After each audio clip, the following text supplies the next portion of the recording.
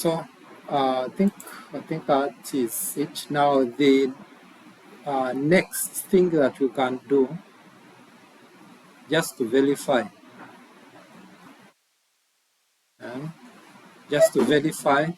uh, switch virtual interfaces. uh, So you can use the command show, as you can see here, show IP interface brief, show IPv6 interface brief, so that you get to see the IP addresses that are used. So this is a lab. You will complete the following objective: cable the network and verify the default switch configuration, configure basic network device setting, verify and test network connectivity. Then you manage the MAC address table. Configure switch ports. Configure switch ports. We're going to look at full duplex, the full duplex communication, increase bandwidth efficiency by allowing both ends of connection to transmit and receive data simultaneously. Microsegment LAN is created when the switch port has only one device connected and is operating in full duplex mode. So there is no collision domain associated with such switch port operating in full duplex. So in full duplex, forget about collision. So unlike full duplex communication, half duplex is an unidirectional. Half duplex communication creates performance issues because it's one at a time. So if one is sending and then the other one is also sending, then they're going to cause collision. So gigabit Ethernet and 10 GB, gigabit Ethernet, it's 1 GB, up to 10 GB network interface card requires full duplex communication to operate. So in full duplex mode, the collision detection circuit on network interface card is disabled. So full duplex offers 100% efficiency in both directions.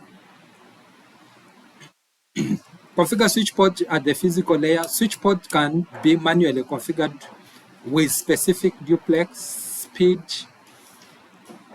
The respective interface configuration commands are duplex and then speed. You can use duplex and then the mode speed, and then the state of the speed. The speed. So here we have our topology. As you can see, there are two switches mainly. This. So here it's full duplex mode and then full duplex. This is 100, 100. So the speed is the same, but there are those scenarios where you find that this side it's 100, the other side it is 1,000. But if it is set to auto, then the two they will be able to work together because it is in auto. Yes. So here, if you're to deal with the speed and then the duplex mode, call the interface. It's this, and then duplex it's full. Speed it is 100. But this one here, the one that you're using here, these are static mode. So if you have 100 this side, and then the other side it is 1,000, they will never work together because they are static. So they have to be actually in auto mode. So if they're in auto mode and this side it's 100 and then the other one it's 1,000, then the 1,000 here it's going to synchronize with this and then it also set to 100. So every time you do the changes, make sure that you save. Don't forget to save. We have this feature called Auto MDIX. Auto MDIX. I hope you remember the time when I was telling you people that yes, same devices you're supposed to use a crossover. You remember that? Then different devices you need to use straight through. Okay. But again, I said it's possible that you can have your laptop here and the laptop here, you use a straight through, it's going to work. You can have a switch and connect it to your laptop, but using a crossover. A crossover, it's going to work. Yeah? What makes that possible? It's this auto MDIX. So when automatic media dependent interface uh, crossover, the auto abbreviated like this, is enabled, then the switch interface automatically detects the required cable connection type, whether it's a straight through or a crossover. As long as that cable most of the time connects to a switch, don't worry the other side. So whichever cable that you connect there, it's going to work. But that is between the straight through and crossover. You don't bring any other cable there. So as long as one end is connected to a switch, the cable is going to work. So when connecting switches without auto MDIX feature, straight through cable must be used to connect devices such as server, workstation, router. Then crossover cables must be used to connect to other switches or repeaters, meaning that between intermediary devices, that is where you can use the crossovers. But if you're connecting end devices, then you need straight through. But with auto MDIX feature enabled, whichever cable that you come across, it's going to work. And I added the show commands. These are switch verification commands. See this? They are all here. Please go through them. They are here. So one at a time, I'm not going to, because show interface.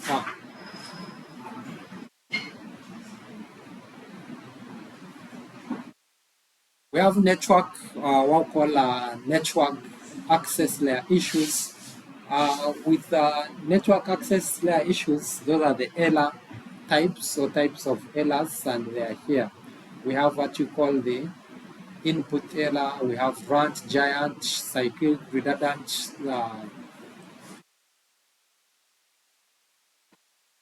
aqua, then we have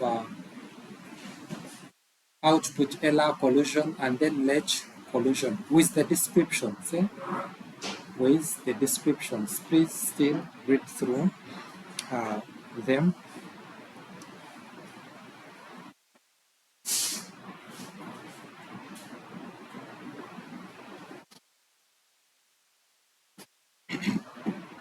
So the interface input and output error, input error is the sum of all errors in datagram that were received on the interface.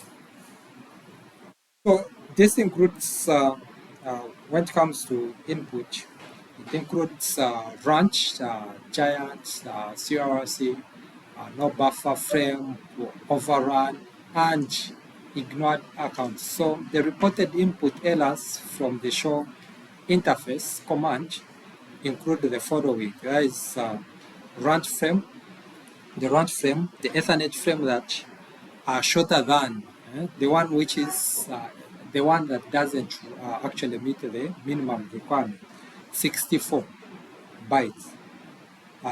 The allowed lengths are called branch.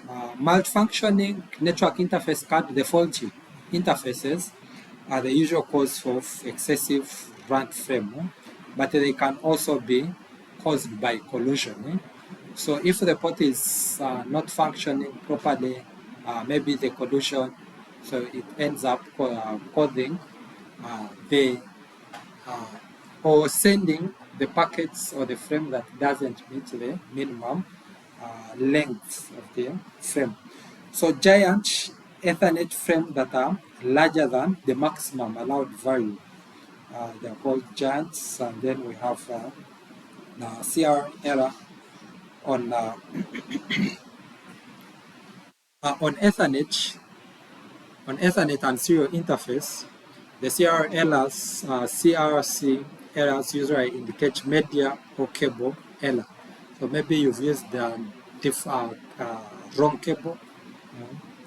You've used the wrong cable. The cable is not properly connected. When it comes to serial, it has two ends, two parts not properly connected. So common causes include electrical interface rules or damaged connection or incorrect cabling. If you see any CRC error, then there is too much noise.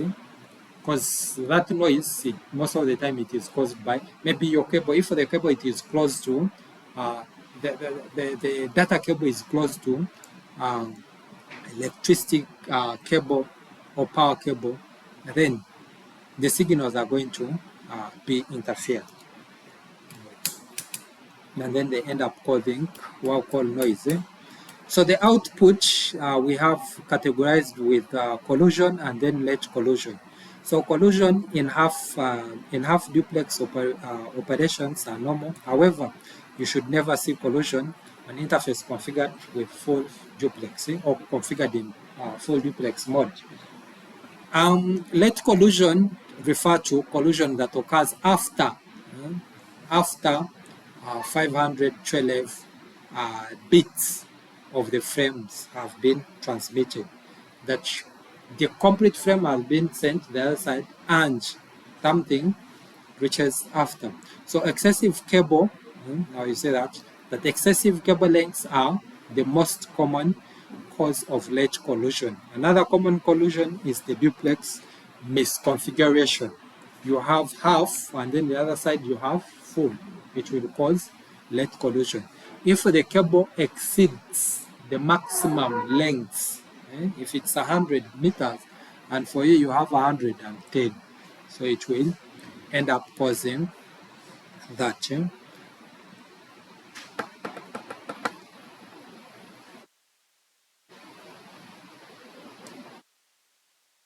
Troubleshooting network access layer issues, you don't just simply rush to touch. You touch here, there, this. No. You have to have a planned, a systematic way to troubleshoot the problem that you don't know. Because most of the time when you're troubleshooting, you don't know the problem. So you have it's try and error. So to troubleshoot scenarios involves no connection, bad connection, then between switch and another device follow the general process shown in the figure. So in the first step, the commands, the show, you're going to run the show commands, you're verifying. You'll be like, did I assign the right command? Now, you look for the right command to use. Show IP interface brief, show running config, all that. So is the interface up? You've run the command, show IP and check. Is the interface up? Yes. Is the interface up? No. So if it's yes, are there indication of electromagnetic interference or noise? Now you look at the errors. My interface is up. And what are the errors that are there? Then if yes, remove those sources. Verify the duplex settings. Is it properly set or on both ends? If it's not properly set, then work on it. If no, check if the interface is not up, verify the proper cable, check cable and connection connectors for damage, then verify the speed. Is it properly set on both ends? If the port is, if the problem is solved, then that is the end of it. But if the problem is not solved, then for you, you did what you actually supposed to do, and then there is nothing that you can add on. What you need to do is document the work that you have done so far. You've done this and this and this, and then you escalate or you consult people with advanced knowledge than you. Maybe you push it to the next level.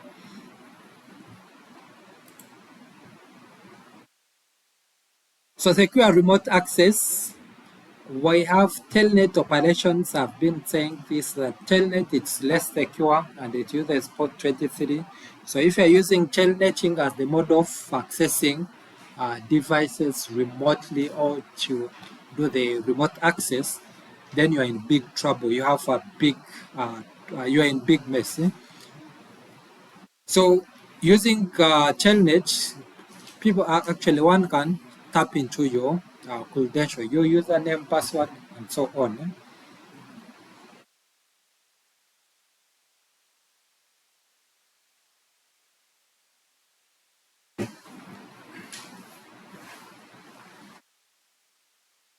So we have SSH operations. Now SSH, it's secure shell, is more secure than telnet, and it uses port 22.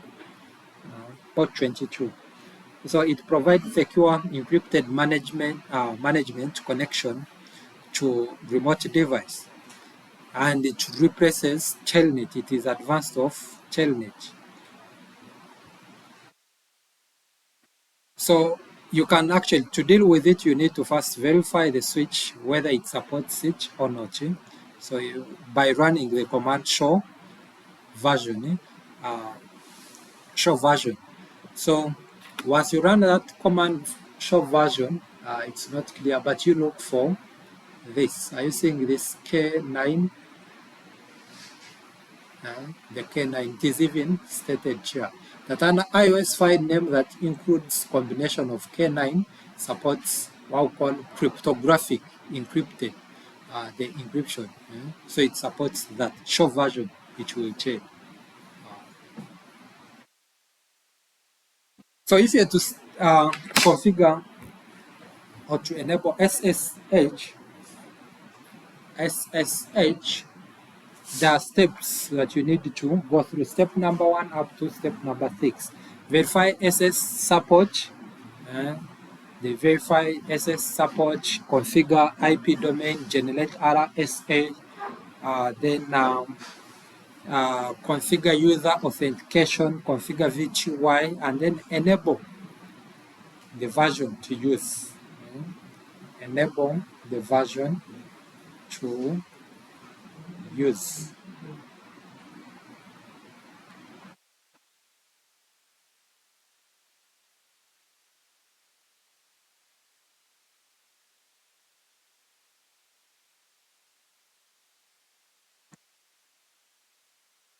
Here we have the basic configurations, basic router configurations. I'm not wasting time on this.